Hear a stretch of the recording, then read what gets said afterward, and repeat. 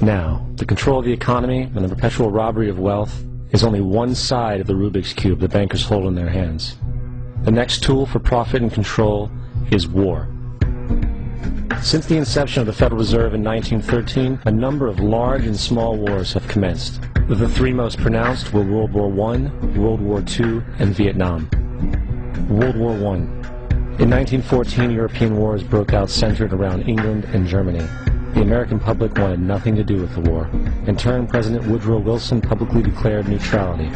However, under the surface, the U.S. administration was looking for any excuse it could find to enter it. In a noted observation by Secretary of State William Jennings, the large banking interests were deeply interested in the World War because of the wide opportunities for large profits. It's important to understand that the most lucrative thing that can happen for the international bankers is war, for it forces the country to borrow even more money from the Federal Reserve Bank at interest. Woodrow Wilson's top advisor and mentor was Colonel Edward House, a man with intimate connections with the international bankers who wanted in the war. In a documented conversation between Colonel House, Wilson's advisor, and Sir Edward Grey, the Foreign Secretary of England, regarding how to get America into the war, Grey inquired, "What will Americans do if Germans sink an ocean liner with American passengers on board?" House responded, "I believe that a flame of indignation would sweep the United States, and that by itself would be sufficient to carry us into war." So, on May 7, 1915, on essentially the suggestion of Sir Edward Grey, a ship called the Lusitania was deliberately sent into German-controlled waters, where German military vessels were known to be. And, as expected, German U-boats torpedoed the ship, exploding stored ammunition, killing 1,200 people.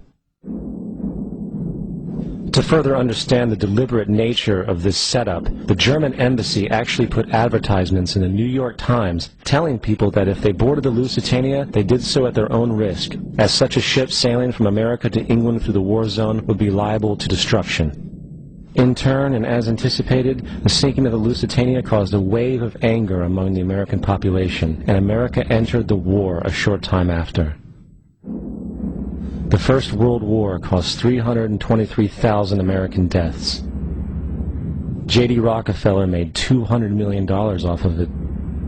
Not to mention the war cost about $30 billion for America, most of which was borrowed from the Federal Reserve Bank at interest, furthering the profits of the international bankers. World War II. On December 7, 1941, Japan attacked the American fleet at Pearl Harbor, triggering our entry into that war. President Franklin D. Roosevelt declared the attack was a day that will live in infamy. A day of infamy indeed, but not because of the alleged surprise attack on Pearl Harbor. After 60 years of surfacing information, it is clear that not only was the attack on Pearl Harbor known weeks in advance, it was outright wanted and provoked. Roosevelt, whose family had been New York bankers since the 18th century, whose uncle Frederick was on the original Federal Reserve Board, was very sympathetic to the interests of the international bankers, and the interest was to enter the war, as we've seen, nothing is more profitable for international bankers than war. In a journal entry by Roosevelt's Secretary of War Henry Stimson, dated November 25, 1941, he documented a conversation he had with Roosevelt. The question was, how should we maneuver them into firing the first shot? It was desirable to make sure the Japanese be the ones to do this, so that there should remain no doubt as to who were the aggressors.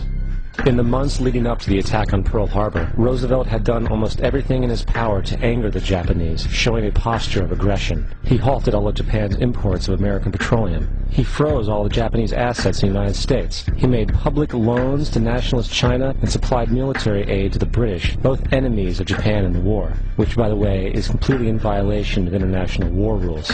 And on December 4th, 3 days before the attack, Australian intelligence told Roosevelt about a Japanese task force moving towards Pearl Harbor. Roosevelt ignored it. So, as hoped and allowed, on December 7, 1941, Japan attacked Pearl Harbor, killing 2,400 soldiers.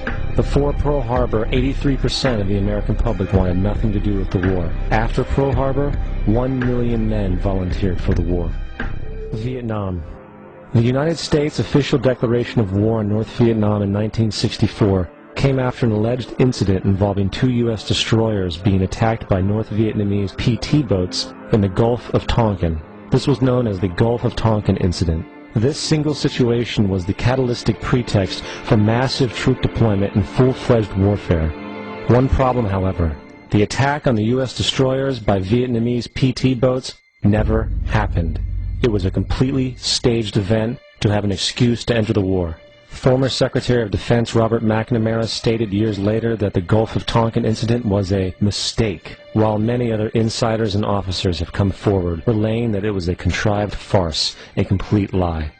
Once in the war, it was business as usual. In October 1966, President Lyndon Johnson lifted trading restrictions on the Soviet bloc, knowing full well that the Soviets were providing upwards of 80% of North Vietnam's war supplies. Consequently, Rockefeller interests financed factories in the Soviet Union, which the Soviets used to manufacture military equipment and send it to North Vietnam. However, the funding of both sides of this conflict was only one side of the coin. In 1985, Vietnam's rules of engagement were declassified. This detailed what American troops were and were not allowed to do in the war. It included absurdities like North Vietnamese anti-aircraft missile systems could not be bombed until they were known to be fully operational. No enemy could be pursued once they crossed the border of Laos or Cambodia. And most revealing of all, the most critical strategic targets were not allowed to be attacked unless initiated by high military officials. Apart from these imposed ludicrous limitations, North Vietnam was informed of these restrictions and therefore could base entire strategies around the limitations of the American forces. This is why the war went on so long. And the bottom line is this: the Vietnam War was never meant to be won, just sustained. This war for profit resulted in 58,000 American deaths and 3 million dead Vietnamese.